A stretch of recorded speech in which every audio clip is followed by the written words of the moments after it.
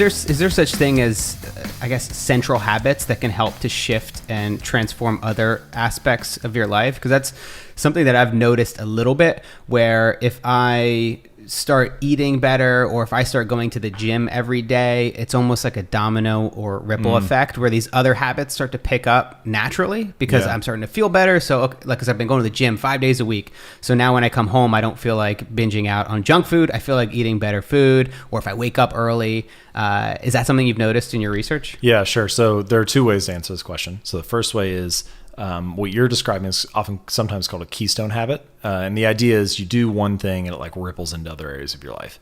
And so for me, it's exercise. Like if I go to the gym, then I get the benefits of exercise, but I also tend to eat better. For some reason, I just don't want to waste it. I also focus more. So I have sort of that like post-workout high after I work out. And then I sleep better because I'm tired from the workout, which means I wake up the next morning and I have better energy. And at no point was I trying to build better sleep habits or energy habits or focus habits or nutrition habits, but all that kind of just came as a side effect of doing this one thing of going to the gym. Some other common keystone habits are budgeting. Sometimes people say when they pay off debt, they'll like start to get in shape, or they they're more social and have better relationships, or like there's all kinds of things that kind of come out of that.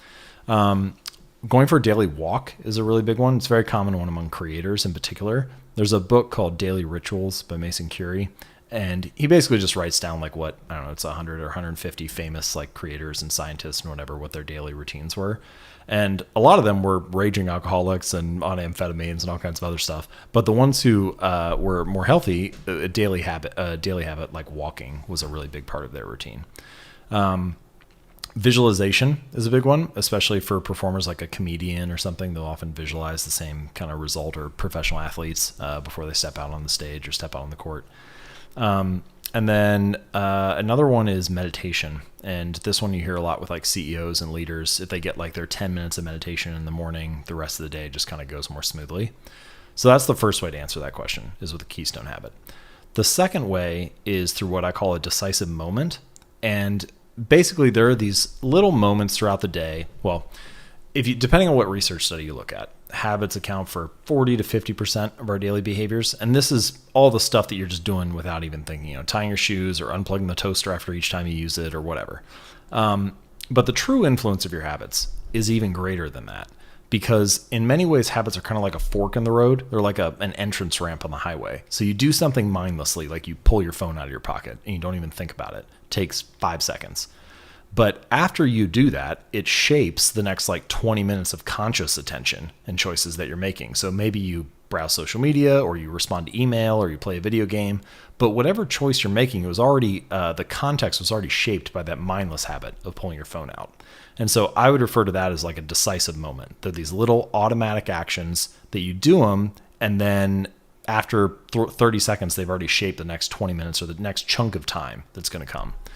So in my personal life, like there's a moment around 5:15 each night. My wife gets home from work, and either we change into our workout clothes and we go to the gym, or we don't change into our workout clothes and we watch, reruns of The Office and order takeout or whatever. And really the next 2 hours are kind of determined by that decisive moment of whether we change into our workout clothes or not. If we change clothes, then like everything else is going to happen automatically. We're going to drive to the gym. I'll get into the bar. It's already pre-decided basically. So one of the realizations of this, and it comes back to your kind of central question of what are the most important habits to build, or are there ones that ripple into other areas of life?